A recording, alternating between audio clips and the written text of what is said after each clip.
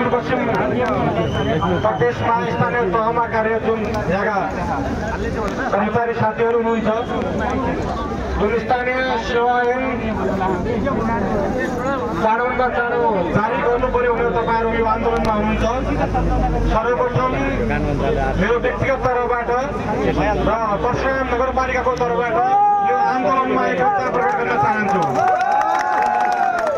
र यही मुख्यमन्त्री कार्यालयको गेट अगाडि उभिएर म उहाँलाई भन्न चाहन्छु, आज 3 तहको सरकारमा तपाईहरुले निष्पक्ष रूपमा मूल्याङ्कन गर्ने हो भने जनताको घर दैलोमा गएर अफिस टाइम नबनेर दिनरात काम गर्ने कर्मचारी आज स्थान रहेका कर्मचारी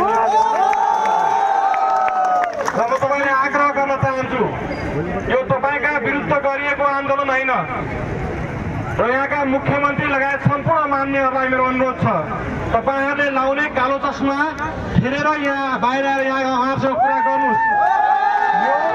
यो तपाईहरुलाई विरुद्धमा गरेको आन्दोलन होइन, यो तपाईहरुलाई सफल बनाउन गरेको आन्दोलनका रूपमा तपाईले बुझ्नु जरुरी छ।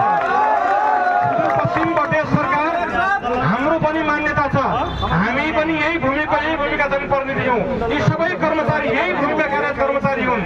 यहाँका कर्मचारीहरूको पनि उद्देश्य के हो भन्दाखेरि हरेक कुरामा सुदूरपश्चिम पहिलो हुनुपर्छ मान्यता हो। आज 6वटा 7वटा प्रदेश मध्ये 6वटा प्रदेशले स्थानीय सेवा ऐन जारी गर्दै गर्दा सुदूरपश्चिम पुथारमा परेको भन्ने हाम्रो चिन्ता हो। तपाईहरु पनि ऐतिहासिक मोड मान्नुहुन्छ। आदरणीय मुख्यमन्त्री कमल शाह लगायतका मान्यहरूले भोलि इतिहासले तपाईले कसरी चिन्ने हो भने यो टिमले स्थानीय सेवा ऐन जारी गरेको भन्ने हिसाबले इतिहासमा तपाईलाई नाम लेखाउने स्वर्णिम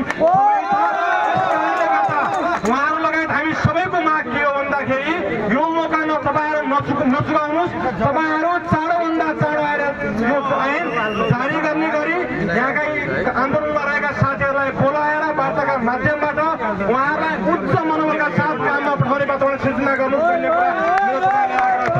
मैले पुनः भने कसैको पनि करियरमा दाग लगाउने, करियरमा मोटिभेट गर्ने काम गर्नुपर्ने हुन्छ। उहाँहरूको मोटिभेसन भनेको अहिले ऐन हो, त्यही भएर हामीले कम्ती उहाँलाई फिल्डमा फुटाउँदै गर्दा ऐन जारी गरेर उहाँलाई उच्च मनोबलका साथ काम गराउने वातावरण तपाईँले सृजना गर्नुपर्ने हुन्छ।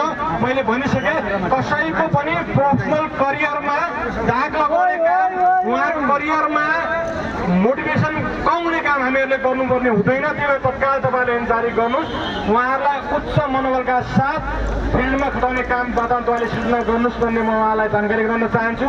आज स्थानीय सरकार सुदूरपश्चिमका 88वटै पालिका ठप्प भएको अवस्था छ।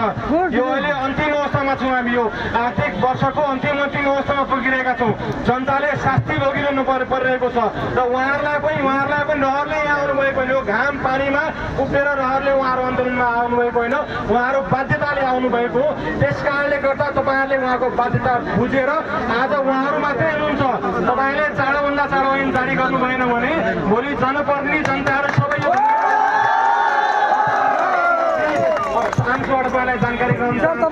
त्यति भन्दै गर्दा अहिले तपाईँहरूले हेर्नु हो भने अहिले युवा साथीहरूको आकर्षण घटिरहेको छ। यो सरकारी तहमा अहिले तपाईँहरूको यो ऐन नभएको कारणले गर्दा भएका साथीहरूको मोटिभेसन घटेको छ। नयाँ आउने साथीहरू पनि इन्ट्रेस्टेड हुनुहुन्न, यो बुझ्नुपर्ने कुरा जरुरी छ। त्यस कारणले गर्दा मैले यहाँ बुझिरहेको थिएँ, अस्ति मेरै पालिकामा कार्य दिनचेर हुनुहुन्थ्यो, उहाँसँगै नाम निकालेका साथीहरू उहाँ 6औं तहमा हुनुहुन्छ, सँगैको साथीहरू 8औँबाट 9मा पुग्ने अवस्था आइसक्यो भनेपछि सबैको अवस्था त्यही हो। एउटा उहाँको वृत्ति विकासमा, उहाँहरूको सरुवामा, उहाँहरूको बढुवामा साह्रै समस्या आइरहेको छ। फेरि माग पनि नजायज केही पनि छैन, फेरि केही मागेकै छैन उहाँहरूले। चाँडोभन्दा चाँडो पास गरौँ, त्यसलाई संशोधन गर्न सकिन्छ। फेरि भने 6वटा प्रदेशले ल्याइसक्यो, हेरौँ न त्यहाँ कपी गरौँ न। कसैले नबनाएको भए सुरुमा कस्तो बनाउने के बनाउने भन्ने अन्य हुन्थ्यो। 6वटा प्रदेशको पढाउँ एकचोटि भने 6वटा प्रदेशको पढेर त्यहाँबाट सायद भए पनि 6वटै प्रदेशबाट राम्रो मुद्दा ल्याएर राम्रो बनाउन भनेपछि पहिला पास गरौँ, त्यसपछि पहिला पुनः भने चाँडोभन्दा चाँडो स्थानीय तहमा त्यहाँ समस्या आइसक्यो, त्यहाँ कामहरू सबै ठप्प भइसक्यो भने हामी पनि धेरै पुग्न सक्दैनौँ। अरू पालिकाका साथीहरूलाई पनि मेरो अनुरोध छ, आज नगरपालिका सङ्घको कार्यक्रम यही छ, मेरो उहाँलाई पनि अनुरोध छ, आज कर्मचारी मात्रै होइन हामीले राम्रो सेवा प्रवाह गर्ने भने भोलि जनप्रतिनिधि यो मैदानमा आउनुपर्छ।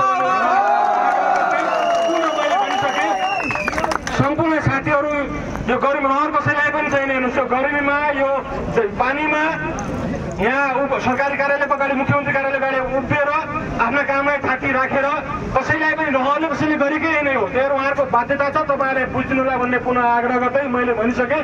मैले पुनः स्मरण गराउन चाहे, मुख्यमन्त्रीको रूपमा आदरणीय दाइ कमलबहादुर शाह तपाईँ सफल हुने कि नहुने भन्ने कुरा यो ऐनले तपाईँहरूलाई